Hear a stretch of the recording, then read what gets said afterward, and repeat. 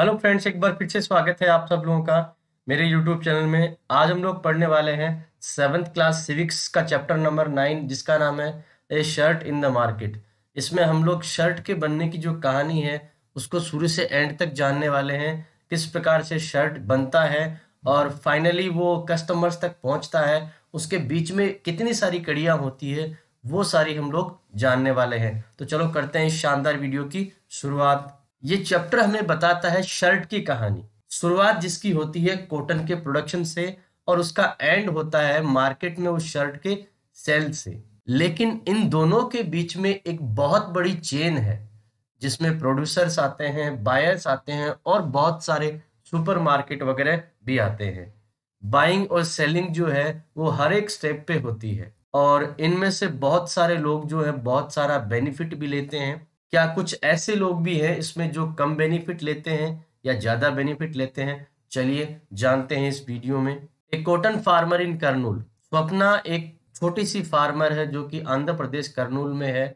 उसने अपने छोटी सी जमीन पे कॉटन लगाए हैं। कॉटन की जो बॉल्स हैं वो पूरी तरह से तैयार हो चुकी हैं। उनमें से कुछ खिल चुकी हैं, बाहर आने को तैयार है। सपना जो है इन कॉटन बॉल्स को निकाल रही है, उनको इकट्ठा कर रही है। ये जो कॉटन की बॉल्स है वो सारी एक साथ नहीं निकलती है, इसलिए इनको सही समय पे निकालना होता है।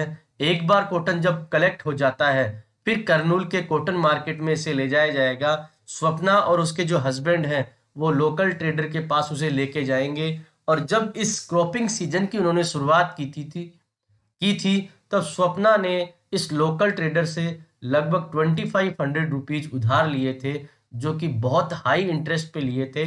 इससे वो सीड्स, फर्टिलाइजर्स, पेस्टिसाइड्स आदि चीजें खरीद चुकी है। उस समय लोकल ट्रेडर ने स्वप्ना को अपनी शर्तों पे मनाया था।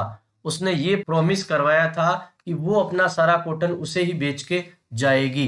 कॉटन की जो कल्टीवेशन है उसमें बहुत सारे इनपुट्स लगते हैं, जैसे कि फर्टिलाइजर, पेस्टिसाइड्स, और फार्मर्स को बहुत सारे एक्सपेंसेस इसमें लगाने होते हैं। जो छोटे फार्मर्स होते हैं उनको इन सब खर्चों को निकालने के लिए लोकल ट्रेडर्स के पास जाना पड़ता है, उनसे पैसा लेना पड़ता है। ट्रेडर्स का जो यार्ड है वहां पे दो लोग हैं, वो कॉटन के बैग्स को वे करते हैं, वजन करते हैं और वो फाइनली हर एक क्विंटल का 1500 रुपीज उसे देते हैं। और जिससे उनका जो टोटल कॉटन है वो 6000 रुपीज का होता है। और ट्रेडर जो है अपना 3000 रुपये उसमें से काट लेता है लोन और इंटरेस्ट का, और बाकी बचा हुआ 3000 है वो स्वप्ना को दे देता है। स्वप्ना उससे ये कहती है कि केवल 3000। ट्रेडर कहता है कि कॉटन जो है वो काफी सस्ता है और मार्केट में बहुत सारा कॉटन है। स्वप्ना कहती है कि मैंने इस कॉटन के लिए 4 महीने दिन रात मेहनत की है। आप देख सकते हो कि इस बार का जो कॉटन है वो कितना फाइन और साफ है, और मुझे उम्मीद थी कि मुझे ज्यादा पैसा मिलेगा। लेकिन ट्रेडर है उसे ये कहता है, अम्मा मैं आपको बहुत अच्छी प्राइस दे रहा हूँ, बाकी जो ट्रेडर्स हैं वो आपको इतनी प्राइस भी नहीं देंगे। आप चाहो तो कर्नूल के मार्केट में जाके पता कर सकते हो अगर आपको मुझ पे विश्वास नहीं है। स्वप्ना जो है वो उसकी बात पे जवाब देती है कि आप नाराज मत हो, मैं आप पे कैसे संदेह कर सकती हूँ। मैं तो केवल यही उम्मीद कर रही थी कि इस बार जो कॉटन क्रॉप है उससे मुझे ज्यादा फायदा मिलेगा। हालांकि स्वप्ना को पता है कि ये जो कॉटन है जो कि उससे 1500 पर क्विंटल में खरीदा गया है उसे 1800 रुपीज पर क्विंटल में बेचा जाएगा, लेकिन वो उससे बहस नहीं करती है।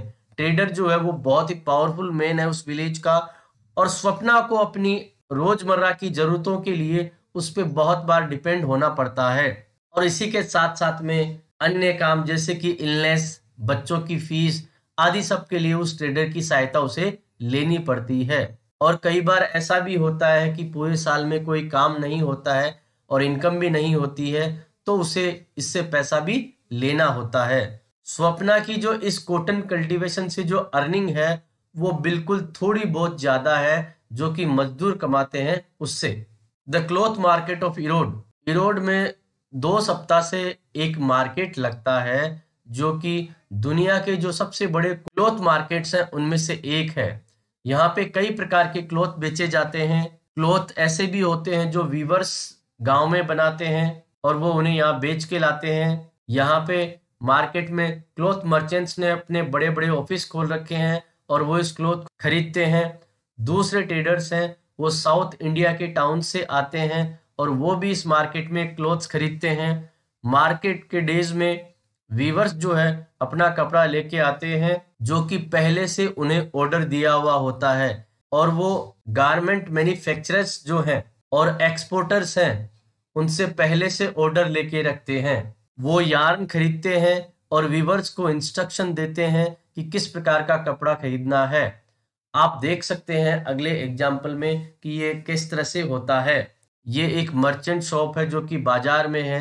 कई सालों से ये जो ट्रेडर्स है, इसने गारमेंट फर्म्स जो हैं, जो कि कंट्री में अलग अलग जगह है, उनसे अपने कांटेक्ट कर रखे हैं, उनसे इसे ऑर्डर मिलता है। और ये ट्रेडर जो है वो क्या करता है, यार्न जो है दूसरों से खरीद लेता है। उसके बाद में गांव में रहने वाले जो वीवर्स हैं उनको ये यार्न सप्लाई करता है, और फिर वो जो वीवर्स हैं उस कपड़े को तैयार करते हैं।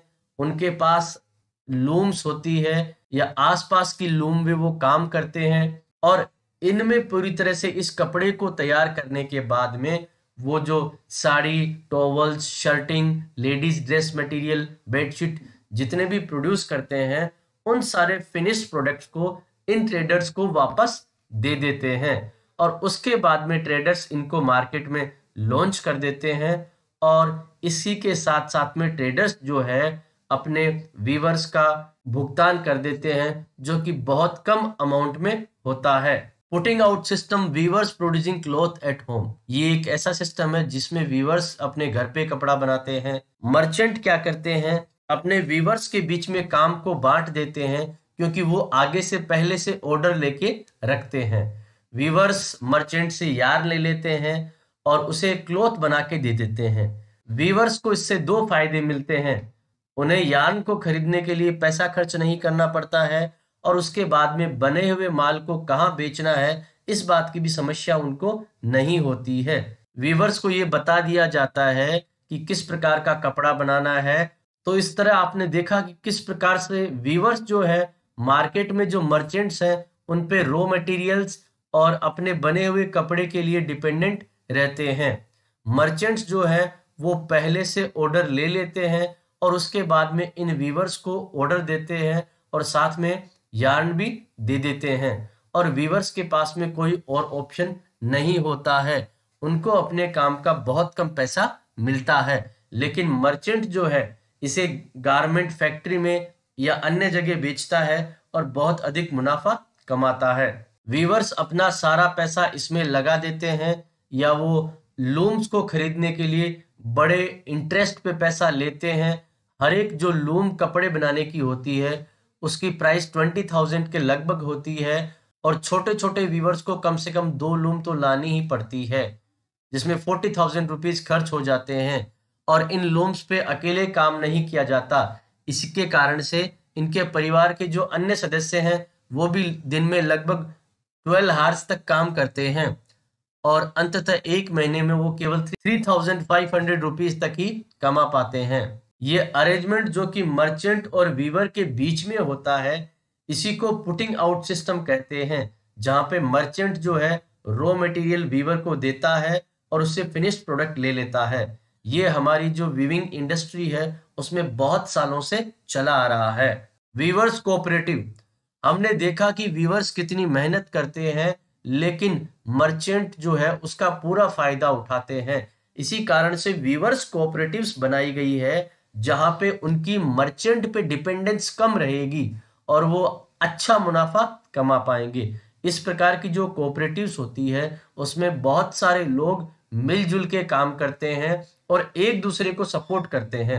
वीवर्स कोऑपरेटिव में वीवर्स क्या करते हैं, एक समूह बनाते हैं और एक साथ काम करते हैं। वो एक साथ यार्न डीलर से यार्न खरीदते हैं और एक दूसरे के बीच में उसे बांट लेते हैं, और उसके बाद में कपड़ा तैयार होने के बाद में वो उसे मार्केट में बेच देते हैं, और वो जितना भी बेनिफिट होता है उसे भी वो बांट लेते हैं। इस प्रकार से उन्हें पैसा अधिक मिल जाता है और मुनाफा भी ज्यादा होता है। कई बार गवर्नमेंट जो है वो भी इन कोऑपरेटिव सोसाइटीज को सपोर्ट करती है और रीजनेबल प्राइस पे इनसे कपड़ा खरीदती है। जैसा कि एग्जाम्पल हम लोग देखें तो तमिलनाडु की जो गवर्नमेंट स्कूल है वो फ्री स्कूल यूनिफॉर्म प्रोग्राम जो है अपने स्टेट में चलाती है। यहाँ पे गवर्नमेंट इन व्यूअर्स से कपड़ा लेती है और व्यूअर्स को उनका उचित पैसा मिल जाता है। और इसी प्रकार से बहुत सारी कोऑपरेटिव ऐसी है जो मिलजुल के काम करती हैं। और इसी के साथ साथ में कुछ स्टोर्स हैं जिन्हें कोऑप्टेक्स कहा जाता है, उनके द्वारा अपने प्रोडक्ट्स को बेच देती हैं। Garment exporting factory near Delhi. Erode के जो मर्चेंट है वो अपने कॉटन क्लॉथ को, जो कि उनके वीवर्स के द्वारा बनाया गया है, किसी गारमेंट एक्सपोर्टिंग फैक्ट्री जो कि दिल्ली के आसपास है वहां बेच देते हैं, या किसी अन्य जगह भी उसे वो बेच सकते हैं। ये जो गारमेंट एक्सपोर्टिंग फैक्ट्री है वो क्या करेगी, इस क्लॉथ से शर्ट्स बनाएगी। फिर शर्ट्स जो है वो फॉरेन बायर्स को एक्सपोर्ट किए जाएंगे। और ये जो फॉरेन बायर्स होते हैं वो बड़े बड़े बिजनेस पर्सन होते हैं जो कि यूएस या यूरोप से हो सकते हैं, और वहां पे वो अपने अपने स्टोर्स की बड़ी बड़ी चेन को चलाते हैं। और ये जो बड़े बड़े स्टोर्स वाले बिजनेसमैन हैं उनके अपने स्ट्रिक्ट रूल्स होते हैं। वो बहुत कम कीमत में सप्लायर से माल खरीदते हैं और क्वालिटी को बहुत हाई रखने के लिए कहते हैं, और सही समय पे उनको डिलीवरी चाहिए होती है। अगर माल में किसी भी प्रकार का डिफेक्ट होता है तो उसे वो वापस रिटर्न कर देते हैं। इसलिए एक्सपोर्टर जो है वो पूरा प्रयास करता है कि उनकी सारी शर्तों पे खरा उतरे। बायर्स के द्वारा इस तरह से प्रेशर बनाया जाता है, इसलिए गारमेंट एक्सपोर्टिंग फैक्ट्री जो है उनको अपनी कीमतों को कम करना पड़ता है। इसी कारण से वो ऐसा प्रयास करते हैं कि उनको कम से कम कीमत में मजदूर मिले ताकि वो अपना मुनाफा बढ़ा सकें। इम्पैक्स गारमेंट फैक्ट्री है, उसमें लगभग 70 वर्कर्स हैं, इनमें अधिकतम वुमेन्स हैं, और इसी के साथ साथ में उन्हें टेम्परेरी बेसिस पे काम करने के लिए दिया जाता है। जब किसी महिला की आवश्यकता नहीं होती है तो उसे वहां से हटा दिया जाता है। और वर्कर्स की जो सैलरी है वो भी उनके स्किल्स के अनुसार डिसाइड होती है। हाईएस्ट सैलरी पाने वाले में टेलर्स हैं जो कि 3000 रुपीज पर मंथ पाते हैं। उसके अलावा वुमेन जो कि हेल्पर के रूप में काम करती हैं, थ्रेड कटिंग, बटनिंग, आयरनिंग और पैकेजिंग का काम करती हैं। ये जो जॉब्स होती हैं उनमें पैसा कम मिलता है। The shirt in the United states. अब आपको सामने एक डिस्प्ले स्टोर में बहुत सारे शर्ट्स दिखाई दे रहे हैं। इन सारे शर्ट्स की जो कीमत है वो लगभग $26 है, जिसे इंडिया के 1200 रुपीज कहा जा सकता है। बिजनेस पर्सन लोग जो हैं इन शर्ट्स को दिल्ली के जो एक्सपोर्टर हैं उनसे 200 रुपीज पर शर्ट के हिसाब से खरीदते हैं, और उसी के साथ साथ में 300 रुपीज एडवर्टाइजिंग जो है उसमें खर्च करते हैं, और स्टोरेज में 100 रुपीज वो खर्च करते हैं। इस प्रकार से ये जो शर्ट है उनको लगभग 600 रुपीज का पड़ता है, और उसी के साथ साथ में अपना मुनाफा 600 रुपीज वो इसमें जोड़ देते हैं, और इसी के साथ में वो शर्ट को 1200 रुपीज में बेच देते हैं। और बहुत सारे शर्ट्स को बेचने के बाद में आप समझ सकते हो उनका मुनाफा कितना ज्यादा होगा। गारमेंट एक्सपोर्टर जो है उसने अपने शर्ट को 200 रुपीज पर पीस में बेचा है, और इसी के कारण से क्लॉथ और रॉ मटेरियल को मिला के उसका शर्ट उसको 70 रुपीज में पड़ता है। वर्कर्स की जो सैलरी है और उसके साथ साथ में और जो खर्चे जोड़ते हैं वो 15 करके 30 रुपीज होते हैं, तो लगभग 100 रुपीज में उसको ये शर्ट पड़ता है। वो 200 में बेचता है, लेकिन फाइनल जो बिजनेसमैन है वो उसे 1200 रुपीज में बेचता है। तो आप समझ सकते हैं कि कौन कितना मुनाफा यहाँ कमा रहा है। Who are the gainers in the market. आपने मार्केट में यहाँ बहुत सारे लोगों को देखा है। शुरू से जो फार्मर्स हैं, उसके बाद में मार्केट छोटे हैं, उसके बाद में बड़े मार्केट्स हैं। हर जगह बाइंग और सेलिंग चलती है, और उसी के साथ साथ में बाद में जो कॉटन के क्लॉथ बनता है, क्लॉथ से शर्ट बनता है, हर जगह इसकी सेलिंग और बाइंग होती है। लेकिन क्या आप इस चीज को देख पा रहे हैं कि इसमें कौन ऐसे व्यक्ति हैं जो अधिक पैसा कमा रहे हैं? सबसे ज्यादा मेहनत करने वाले लोग सबसे कम पैसा कमा पाते हैं, और कम मेहनत करने वाले लोग इससे बहुत अधिक पैसा कमा रहे हैं। Market and equality. Foreign business person है वो बहुत अधिक प्रॉफिट इससे कमाते हैं, और अगर उसकी तुलना यहाँ के लोकल गारमेंट एक्सपोर्टर से करें तो वो बहुत नॉर्मल प्रॉफिट कमाता है।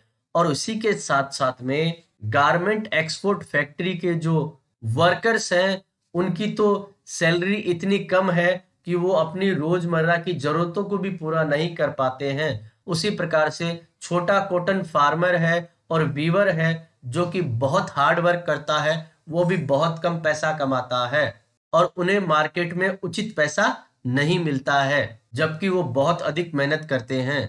मर्चेंट्स और ट्रेडर्स जो है वो इन सब के बीच में आते हैं। वीवर्स की तुलना अगर उनसे की जाए तो मर्चेंट्स और ट्रेडर्स हैं वो भी अच्छा पैसा कमा लेते हैं।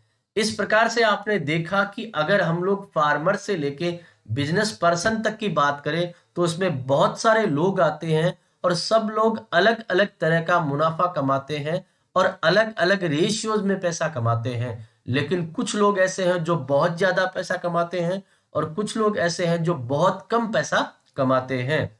चाहे कांता हो या स्वप्ना हो, उन्हें अपनी मेहनत का पूरा पैसा नहीं मिल पाता है क्योंकि वो अपना हार्ड वर्क करते हैं। वो इन बिजनेस पर्सन्स की तरह स्मार्ट वर्क नहीं कर सकते और उनके पास बहुत सारा पैसा नहीं है। इसका मतलब हमारे मार्केट में इक्विलिटी बिल्कुल भी नहीं है।